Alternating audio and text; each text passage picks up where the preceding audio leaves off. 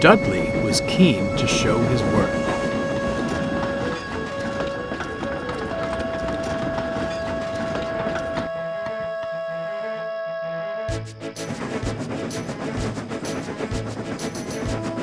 He thundered along with Henry's goods trains,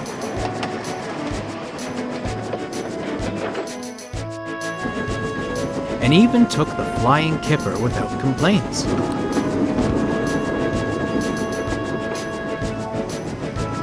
His trains were timely and orderly, for the trucks were too intimidating to attempt trickery.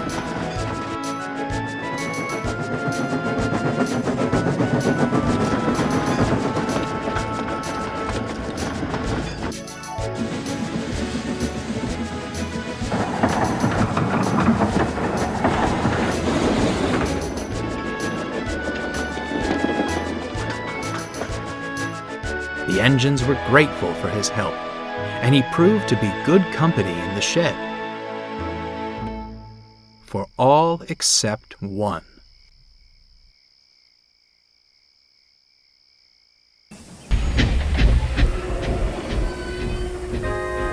"Had a good run today, Dudley?" asked Bear with a smile. "Quite," came the grunt of a reply, before he turned his attention to the others. Bear was no stranger to harsh treatment from steam engines. He knew of the damage done by previous diesels with far less class. Even so, Dudley was a tough nut to crack. Bear was restless that night. He kept thinking of how to prove himself a friendly sort. He glanced at the clock. The flying kipper would be due out soon, but Dudley was fast asleep. "Psst," whispered Bear. "Dudley!" A loud snore was the only reply. "Dudley!" Bear hissed louder. "Oh, great heavens! No, don't take me! Calm down," soothed Bear. "It's only me." Dudley scowled. "You foolish diesel! You've disturbed my sleep! What do you want?" "I wanted you to wake up," stammered Bear. The kipper is due soon. If you're too tired, I could—" "Don't you even suggest it," snapped Dudley. "I'm more than capable. Tired indeed." When he had steam up, Dudley snorted away.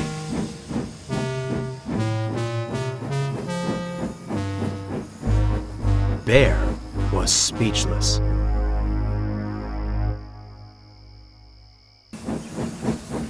The next day, Dudley ambled to the yards. As Donald shunted trucks for his goods train, he spied a lone fuel tanker in a siding. "Why is this one not on the train?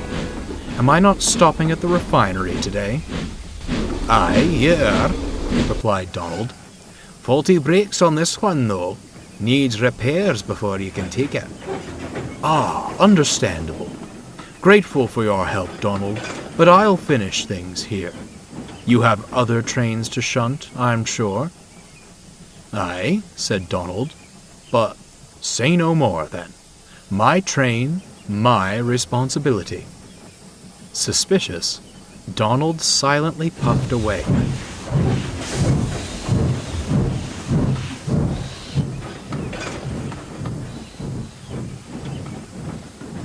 Before long, Bear arrived at the station and found Dudley red-faced in a nearby siding.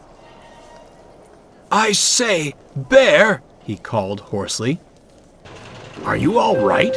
asked Bear. "No, I'm not," Dudley sighed. "I'm terribly sorry for my outburst last night. You were only looking out for me. It seems I need you to look out for me again. Could you take my goods train? I'm having steaming troubles."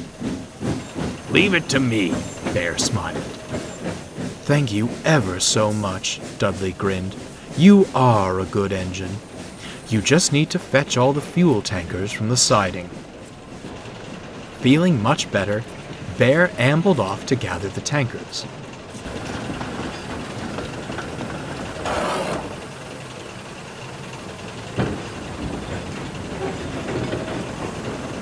He shunted them in the middle of the train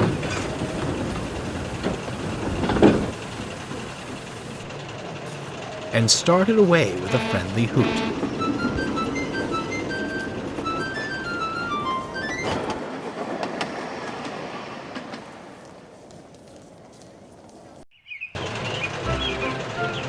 Out on the main line, they were going well.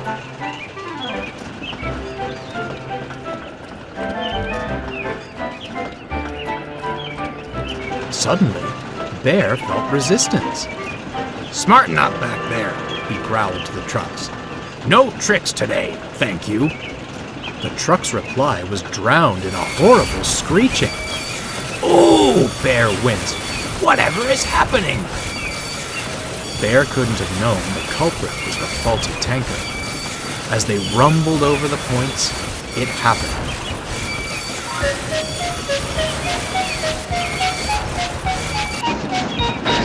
The tanker tipped and tumbled off the rails, bringing other trucks with it.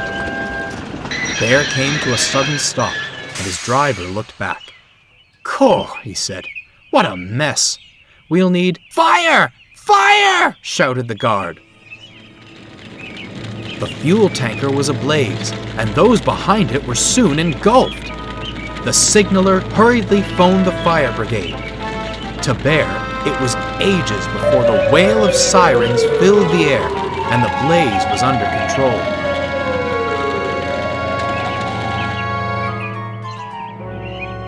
Later, Dudley arrived with the breakdown gang, an inspector, and the fat controller.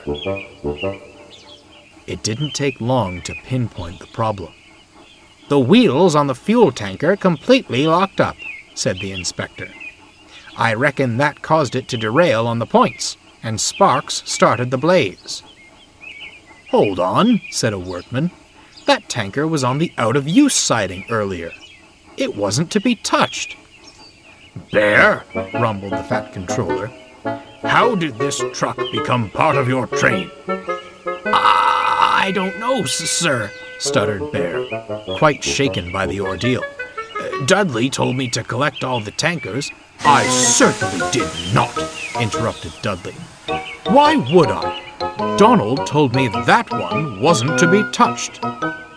"I would advise," interjected the inspector, "you pay closer attention next time you assemble a train. It will take a considerable amount of time to repair this damage." The fat controller nodded gravely in agreement, and he and the inspector strode away. "Not enough to lead us to scrap," Dudley muttered darkly, "but to accuse me of sabotage? The nerve." He left indignantly.